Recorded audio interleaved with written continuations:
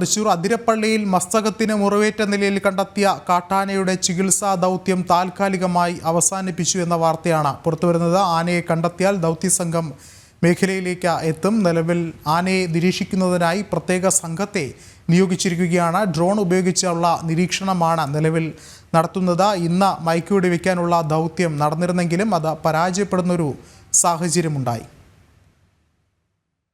ഇന്നത്തത് നമ്മൾ ആനയെ സൈറ്റ് ചെയ്തു. ആനയെ ഒന്ന് ഓടിച്ചൊന്ന് കയറ്റി ഒരു കംഫർട്ടബിൾ സ്ഥലം നോക്കി ഡാർട്ട് ചെയ്യാനായിരുന്നു ഉദ്ദേശം. പക്ഷെ അപ്പോഴത്തേക്ക് ആന മുകളിലേക്ക് റിസർവിലേക്ക് പോയിരിക്കുകയാണ്, കാട്ടിലേക്ക് കയറിപ്പോയി. ഇപ്പൊ സൈറ്റിംഗ് നമ്മുടെ മിസ്സായി. വാച്ചസിനെ നോക്കുന്നുണ്ട്. അത് കംഫർട്ടബിൾ ആയിട്ട് കുറച്ച് താഴെ ഇറങ്ങി വരാൻ ശ്രമിച്ചിട്ടുണ്ടായിരുന്നു. പിന്നെ ആൾക്കാരുടെ പ്രസൻസ് കണ്ടപ്പോൾ മേളിൽ കയറി പോയതാ.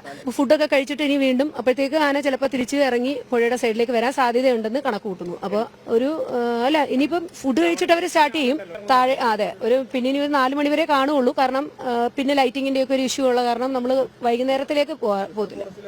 ഇല്ല, നല്ല തിക്കായിട്ടുള്ള ഫോറസ്റ്റ് ആണ്. അപ്പോൾ ഡാർട്ടിങ് ബുദ്ധിമുട്ടാണ്. ഇപ്പൊ ഈ നല്ല സ്ഥലമായിരുന്നു ഈ റബ്ബറിന്റെ ഇടയിൽ, പക്ഷേ അപ്പോഴത്തേക്ക് ആന പെട്ടെന്ന് ഓടിപ്പോയി.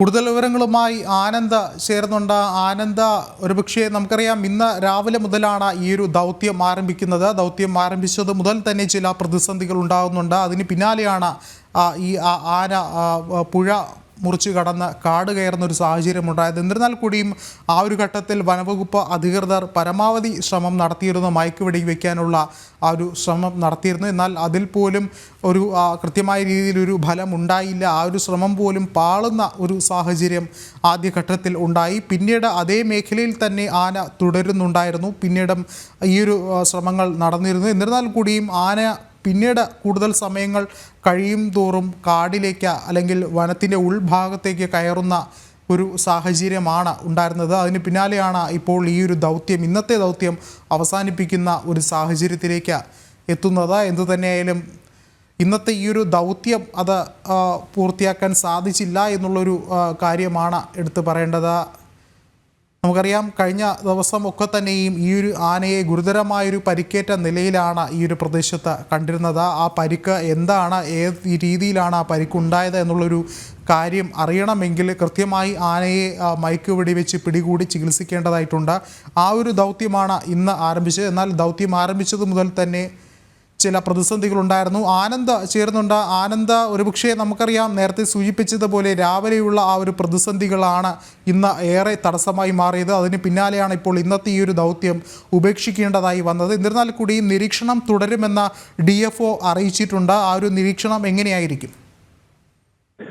വിഷ്ണു, എന്തായാലും ഇന്ന് ആനയെ മയക്കുവെടി വയ്ക്കാനുള്ള ദൗത്യം ആ തീരുമാനത്തിൽ നിന്ന് മാറിയിരിക്കുന്നു. കാരണം വളരെ പ്രധാനപ്പെട്ട കാരണം, ഇനി അഥവാ മയക്കുവെടി വെച്ചാൽ തന്നെ അതിനെ ചികിത്സിക്കാനുള്ള ഒരുപക്ഷെ സമയം ഉണ്ടാവില്ല എന്നാണ് പറയുന്നത്. അതുമായി ബന്ധപ്പെട്ടുകൊണ്ട് നടപടിക്രമങ്ങൾ പൂർത്തിയാക്കാനുള്ള സാധിക്കില്ല. അതുകൊണ്ട് ഇന്ന് ആനയെ മയക്കുവെടി വെക്കാനുള്ള ഒരു തീരുമാനത്തിൽ നിന്ന് വനംവകുപ്പ് പുറകോട്ട് പോയിരിക്കുകയാണ്.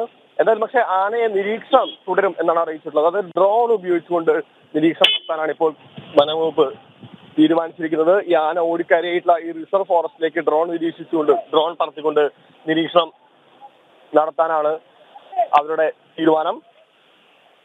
എന്തായാലും ഈ അരുൺ സക്കറുടെ നേതൃത്വത്തിലുള്ള ഒരു സംഘം ഒരു അവസാനവട്ട ശ്രമത്തിനായി ഇപ്പോൾ ആനയെ കണ്ടിട്ടുള്ള അവസാനത്തെ ശ്രമം നടത്തുന്നുണ്ട്. അതാണ് ഇപ്പോൾ ഈ പരിസരത്ത് എന്തായാലും നടന്നുകൊണ്ടിരിക്കുന്നത്.